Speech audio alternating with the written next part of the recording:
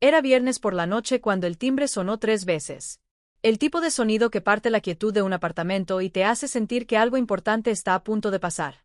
Me llamo Cambria Nolan, tengo 35 años, soy analista financiera y vivo en Pittsburgh. Y por primera vez en años, me sentía orgullosa de mí misma. Esa mañana, mi jefe me había felicitado por el ascenso y el aumento de sueldo que había perseguido durante una década. Cuando abrí la puerta, mi madre estaba allí sosteniendo una tarta comprada en la tienda. Mi padre la seguía con 2 vasos de papel de vino barato y una sonrisa que no le llegaba a los ojos. Hemos oído la buena noticia, dijo mamá, pasando por delante de mí antes de que pudiera responder. Nuestra hija por fin lo consiguió. Los dejé entrar. El aire se volvió denso con perfume y con esa tensión antigua. Tomaron sus sitios habituales en la mesa de la cocina, como si todavía vivieran aquí. Papá chocó su vaso contra el mío. Por la familia, dijo, sonriendo de esa forma pesada que siempre significaba que venía una petición.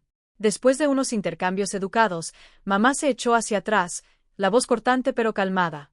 Sabes que nos merecemos la mitad, ¿verdad? Después de todo lo que hemos hecho por ti. La habitación quedó en silencio. Vi pasar la aguja del reloj de pared por el 12, los 3 segundos más largos de mi vida. Entonces me levanté, fui hasta la encimera y cogí el sobre que había preparado antes. Lo coloqué suavemente delante de ellos. Lo abrieron. Sus ojos pasaron de la seguridad a la confusión, reemplazando la confianza. Nadie habló. Respiré despacio, los miré a los ojos y dije en voz baja: «Ese es todo lo que necesitáis». Me di la vuelta, dejándolos con ese silencio. Si alguna vez tus propios padres te han hecho sentir culpable, quédate hasta el final. Vas a ver hasta dónde puede llegar la manipulación cuando el amor se convierte en control. A la mañana siguiente, mi teléfono no paraba de vibrar. Al principio pensé que era una avalancha de correos del trabajo, quizá una actualización del equipo o un recordatorio de mi jefe. Pero cuando alcancé la pantalla, el brillo de las notificaciones era casi cegador. Había más de 50 alertas de redes sociales y, al abrir una, se me apretó el pecho. Mamá había escrito una larga publicación en Facebook sobre mí, con fotos antiguas y palabras cuidadosamente elegidas para herir. Empezaba así: algunos hijos olvidan quién los crió en cuanto empiezan a ganar dinero, y terminaba con: ningún padre merece que lo traten así. En cuestión de horas se había extendido por varias páginas de barrios de Pittsburgh. Personas a las que apenas recordaba la compartían, añadiendo sus propios comentarios de decepción y lástima. Mi antigua vecina escribió: «Ya sabía yo que esa chica siempre se creyó mejor que todos». Las amigas de mi madre respondían con corazones y emojis de oración, llamándola santa. Cada línea, cada reacción se sentía como un pequeño juicio público del que ni siquiera sabía que formaba parte.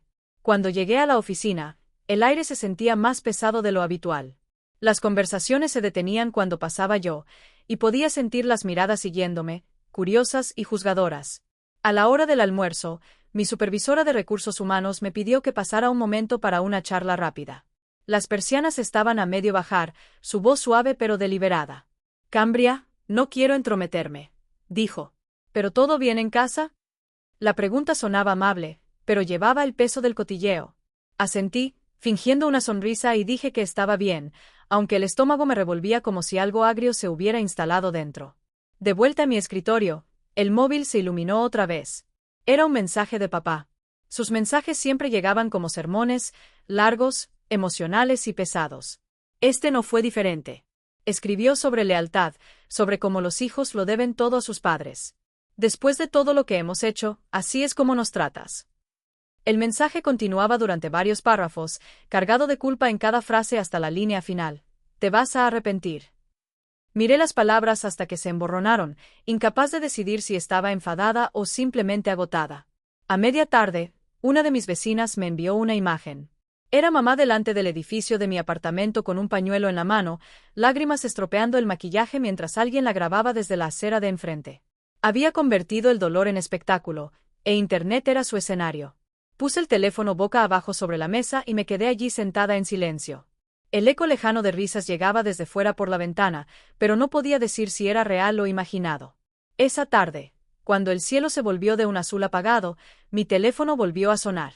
Por un breve segundo pensé que sería otro mensaje de mamá o papá. Pero al contestar, era mi abuela, Eleanor Nolan. Su voz traía una firmeza que no había oído en todo el día. «Que hablen», dijo suavemente. «La verdad sobrevive al ruido». No pidió detalles ni explicaciones.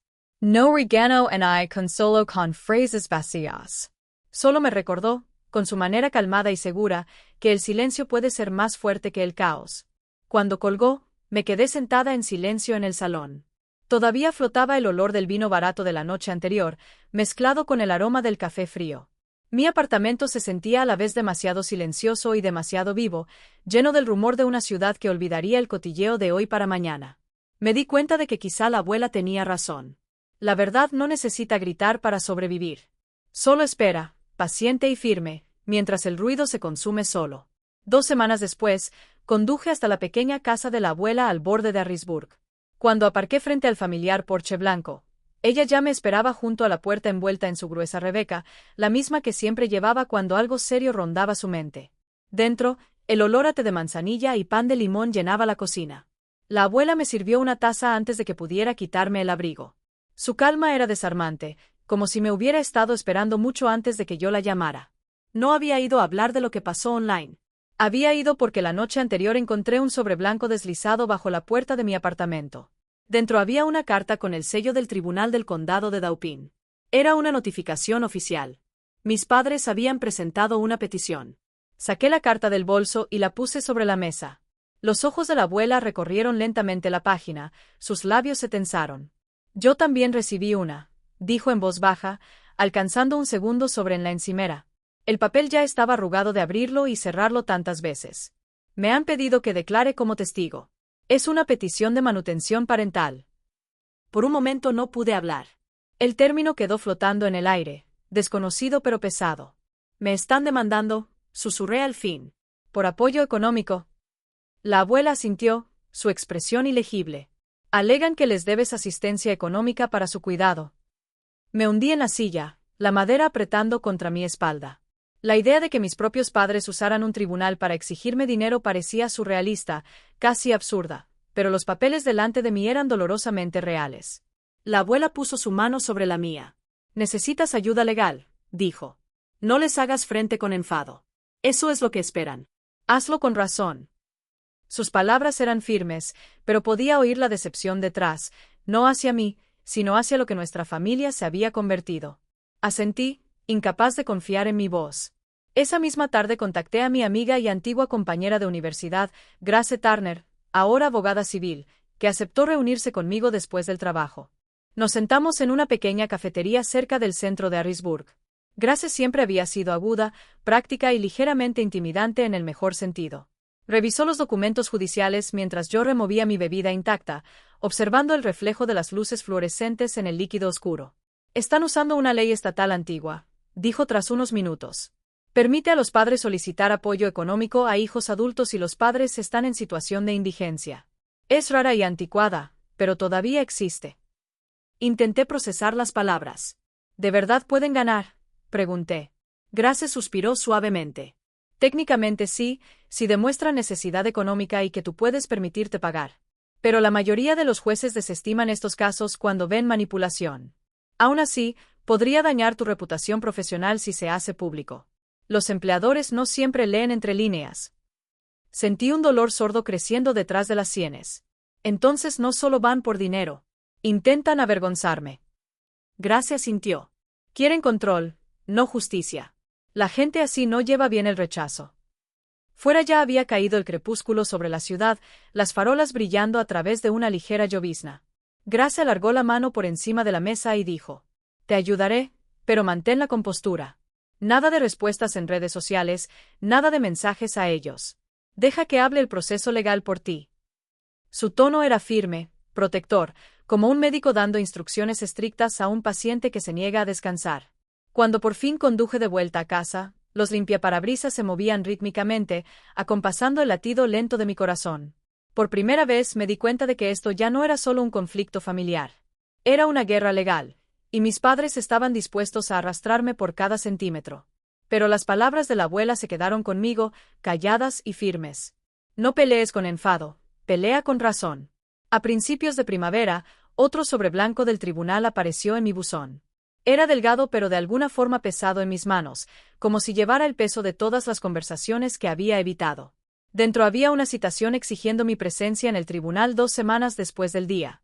Las palabras estaban impresas en fría tinta negra. Se le requiere comparecer ante el tribunal del condado de Dauphin en respuesta a una petición de manutención parental. Debajo, los nombres de mis padres destacaban en negrita y formal, como si fueran extraños en lugar de las personas que me habían criado. Me senté a la mesa de la cocina, lo leí una y otra vez, buscando una línea que me dijera que era algún tipo de error. No había ninguna. Adjunto a la citación venía un paquete etiquetado, pruebas presentadas por los peticionarios. Lo abrí con manos temblorosas y vi varias páginas de capturas de pantalla, mensajes de texto aparentemente míos prometiendo enviarles apoyo económico mensual. Las fechas eran recientes, el tono educado, incluso cariñoso. Pero yo nunca había escrito ninguno. El número asociado a los mensajes era parecido al mío, solo difería en un dígito. Cuando me reuní con Grace a la mañana siguiente, ella ya iba de un lado a otro de su despacho con una taza de café intacta junto al portátil. Han fabricado pruebas, dijo después de escanear los documentos. Esto ya no es solo manipulación emocional. Es fraude. Sus palabras parecieron resonar dentro de mí. Grace empezó inmediatamente a recopilar cada pieza legítima de comunicación que hubiera intercambiado con mamá y papá. Le reenvié todo el historial de mensajes, registros de llamadas y copias de correos electrónicos. Me dijo que solicitara los registros de mi compañía telefónica para probar que el número falso no era mío. Siguiendo su consejo, también reuní mis nóminas, extractos bancarios y declaraciones de impuestos de los últimos 5 años. Cada archivo se convirtió en parte de un archivador cada vez más grueso etiquetado «Defensa». Grace era metódica, firme e implacable en su precisión. «Quieren pintarte como alguien que los abandonó», dijo. «Nosotros vamos a demostrar que has sido independiente, responsable y honesta. Esa es la verdad. Y la verdad deja rastro en papel». Ese fin de semana llamó la abuela. Su voz temblaba ligeramente, aunque intentaba sonar calmada. «Escribí una carta al tribunal», me dijo. «Me pidieron declaración, así que les dije la verdad, que te fuiste de casa a los 18, pagaste tú sola la universidad y nunca pediste ayuda». Sentí un nudo en la garganta. La abuela siempre había hablado con claridad, pero sus palabras llevaban la fuerza callada de la decencia. «Gracias», susurré, aunque no parecía suficiente. 2 días después recibí un correo anónimo. El asunto decía, última oportunidad. El mensaje era corto, paga o te arruinamos. Sin firma, sin dirección rastreable, solo la fría amenaza flotando en mi pantalla. El pulso se me aceleró, pero el miedo pronto se convirtió en otra cosa, resolución. Hice una captura de pantalla, la adjunté a un correo y se la reenvié a Grace con la nota, añade esto al expediente. Esa noche la lluvia golpeaba los cristales mientras revisaba una última vez todos los documentos sentada en el sofá. Mi salón parecía un cuarto de guerra, carpetas esparcidas por el suelo, post-its de colores por temas, una pila de impresiones legales junto al portátil. Y aún en medio del caos, me sentía extrañamente calmada. Ya no estaba sola. Grace me guiaba. La abuela había hablado, y la verdad, silenciosa pero firme, estaba de mi lado. Cuando por fin cerré el archivador etiquetado, Defensa Cambria Nolan, exhalé profundamente. La fecha del juicio se acercaba rápido y, por primera vez, no me sentía víctima de su historia. Me estaba preparando para contar la mía. El juzgado olía a papel y a miedo. El aire estaba cargado con la mezcla de cera para suelos, susurros nerviosos y el leve clic de los bolígrafos de los reporteros. Estaba sentada junto a mi abogada y amiga Grace Turner en la mesa de la defensa, las palmas presionadas contra la superficie lisa para estabilizar mi respiración. La sala estaba casi llena. Algunos periodistas locales se habían reunido susurrando mientras apuntaban sus cámaras hacia mis padres. Parecían más pequeños de lo que recordaba, pero su presencia llenaba la sala de tensión. Cuando el alguacil puso orden en la sesión, entró el juez, un hombre alto de pelo gris y ojos cansados de haber visto demasiados conflictos familiares. Nos miró brevemente a cada uno antes de asentir al secretario para que comenzara. Esta audiencia trata la petición de apoyo financiero parental presentada por Howard y Linda Nolan contra su hija, Cambria Nolan. Oír mi nombre dicho en ese tono frío y oficial me apretó el estómago. Mamá fue la primera en hablar. Aferraba un pañuelo en una mano, su voz temblando de forma que parecía ensayada. «Señoría», dijo. «Hicimos todo por ella. Apoyamos su educación, sus sueños y su vida, pero ella abandonó a su familia cuando más nos necesitaba». Sus palabras se quebraron a mitad de frase mientras se secaba los ojos. Papá puso una mano reconfortante en su hombro, la imagen perfecta del dolor. Algunas personas en la galería murmuraron suavemente, su simpatía flotando hacia ella como polvo. Grace se levantó con calma cuando el juez le dio la palabra. Señoría, comenzó, mi clienta ha sido económicamente independiente desde los 18 años. Los peticionarios no están indigentes ni desamparados. Siguen siendo propietarios de 2 inmuebles en el condado de Allegheny, uno de los cuales está actualmente alquilado y genera ingresos. Además, ambos reciben prestaciones sociales y pagos de jubilación. La supuesta necesidad económica no tiene fundamento. Su voz era medida pero firme, cortando el aire con precisión. El juez frunció ligeramente el ceño y se volvió hacia mamá y papá. ¿Tienen documentación de su situación financiera?, preguntó. Mamá dudó antes de deslizar una carpeta hacia adelante. Grace se acercó a inspeccionarla. Son extractos bancarios recientes, dijo.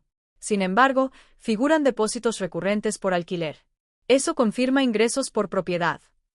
La sala quedó en silencio. Las manos de mamá temblaron ligeramente mientras intentaba explicar, pero el juez levantó la mano, indicándole que parara. Entonces el secretario anunció al siguiente testigo. Las puertas del fondo de la sala se abrieron y mi abuela, Eleanor Nolan, entró lentamente, apoyándose en su bastón de madera. Todo sonido pareció desvanecerse mientras avanzaba hacia el estrado. Cuando prestó juramento, su voz era suave pero inquebrantable. Han vivido de ella desde que tuvo su primer trabajo, dijo, su mirada fija en el juez. Quiero a mi hijo y a mi nuera, pero la verdad importa más que la comodidad. Ella nunca les debió nada más que respeto, y se lo ha dado de sobra. Las palabras cayeron como un rayo. El rostro de mamá se sonrojó. Papá bajó la mirada y el juez garabateó unas notas antes de dejar el bolígrafo. Grace le entregó un último documento, el que había estado sellado meses atrás en aquel primer sobre.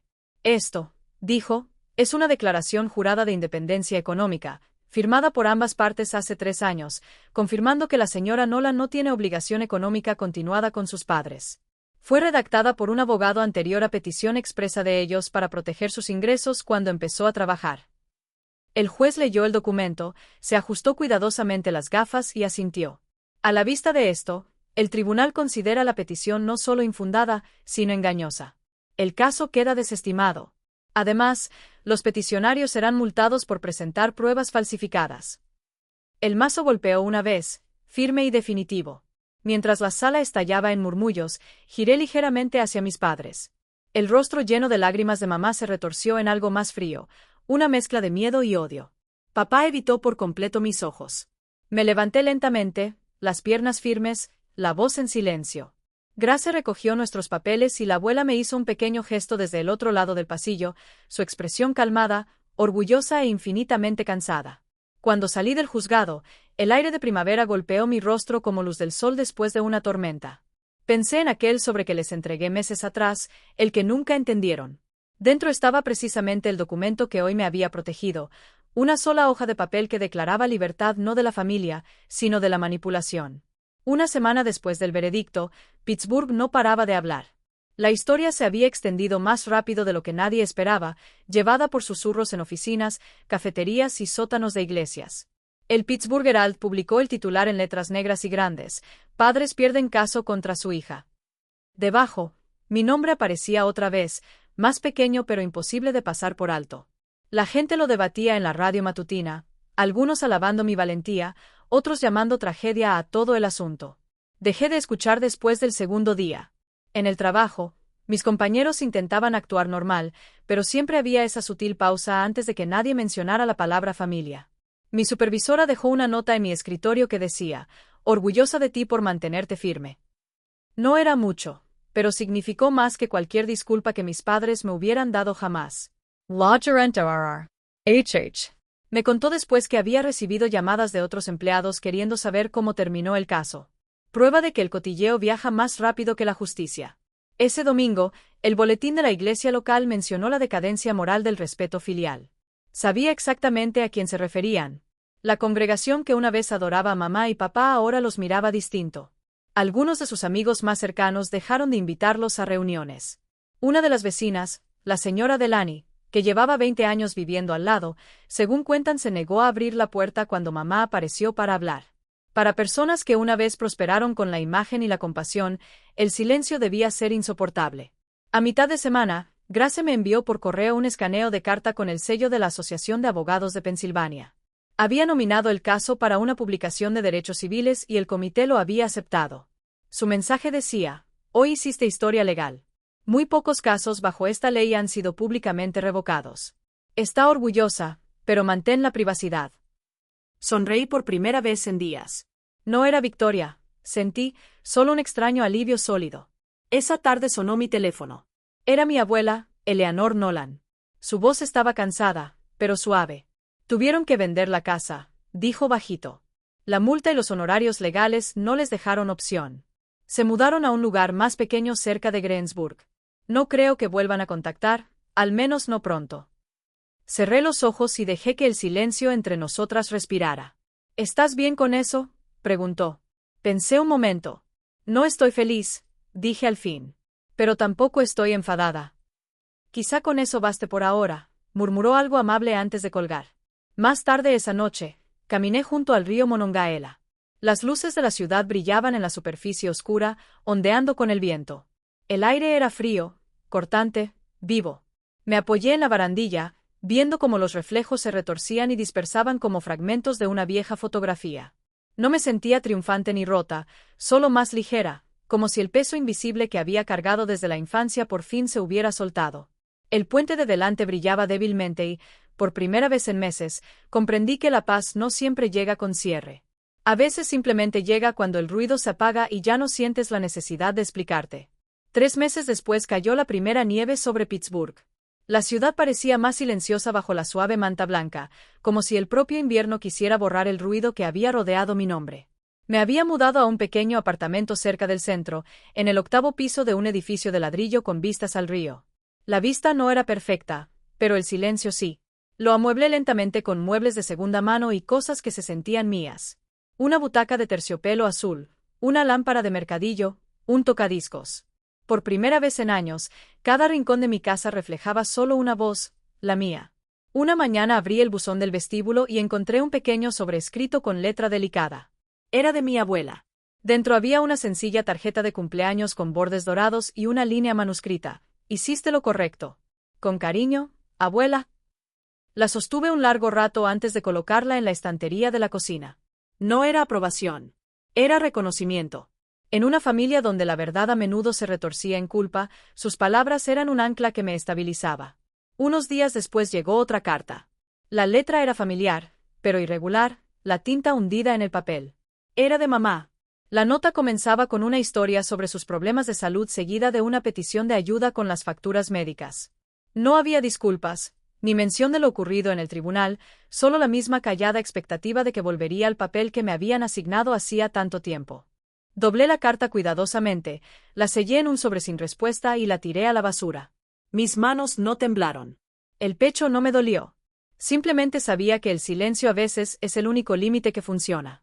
Más tarde esa semana llamé a la oficina local de asistencia social, el mismo lugar que había gestionado parte de sus trámites.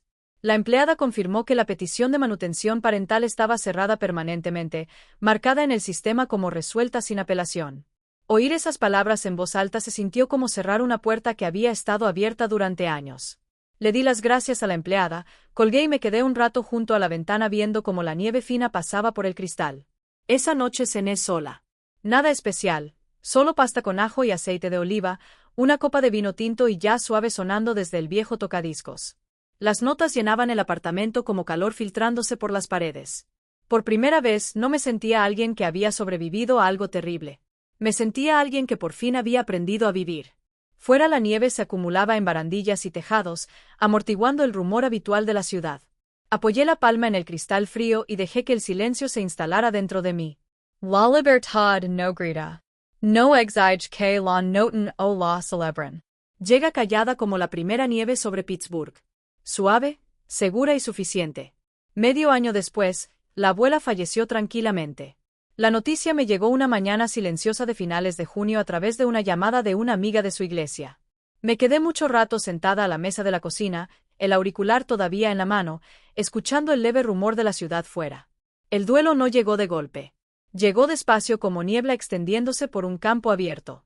El funeral fue pequeño y sereno, celebrado en la misma iglesia donde había cantado en el coro durante décadas. La gente vino no a llorar, sino a honrar a una mujer cuya bondad nunca había pedido reconocimiento. Cuando me tocó hablar, desplegué la carta que me había dejado. La letra era firme, cada palabra deliberada. El amor no es una transacción. No se gana con sacrificio ni se mide por lo que das. Es la libertad de querer sin llevar la cuenta. La voz me tembló a mitad, pero terminé de leerla. El silencio que siguió se sintió como una bendición. Entre sus últimos deseos, mi abuela me dejó su pequeña casa cerca de Greensburg. El agente inmobiliario dijo que se vendería rápido, que el mercado estaba fuerte. No lo dudé. En un mes vendí la propiedad y doné cada dólar a una fundación local que ayuda a mujeres a recuperarse del abuso financiero. Firmar el cheque se sintió como la forma más auténtica de honrar su vida, no con herencia, sino con la continuación de su fuerza callada. En un mensaje grabado que se reprodujo durante la ceremonia, dije, aquel primer sobre no terminó nuestro vínculo. Solo dijo la verdad. El amor no es deuda. Algunas personas asintieron. Otras se secaron los ojos. Lo dije de corazón.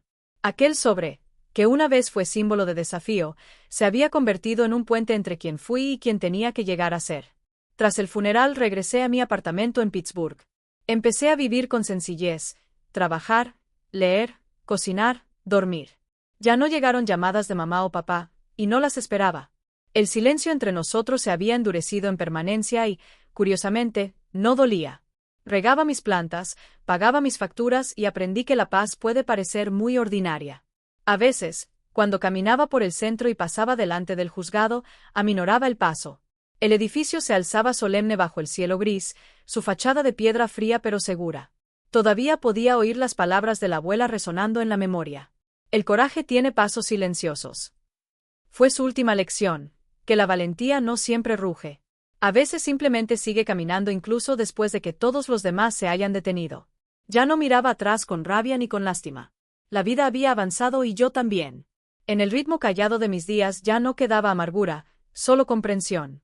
Cada elección había traído su propia consecuencia, y no me arrepentía de ninguna. Algunas personas te quieren solo mientras pagas sus facturas. Cuando paras, te llaman egoísta. Pero alejarte no es crueldad, es claridad. No puedes salvar a quienes confunden amor con obligación. Ni deberías intentarlo. La libertad comienza el momento en que dejas de disculparte por poner límites. No te hace desagradecida. Te hace entera. Te hace libre. Gracias por quedaros hasta el final. Si esta historia os recordó algún momento en que tuvisteis que elegir la paz por encima de la culpa, compartid vuestros pensamientos en los comentarios. Leo Todos. Vuestras historias importan más de lo que creéis. No olvidéis dar like y suscribiros para más historias reales sobre coraje, verdad y ese tipo de fuerza callada que lo cambia todo.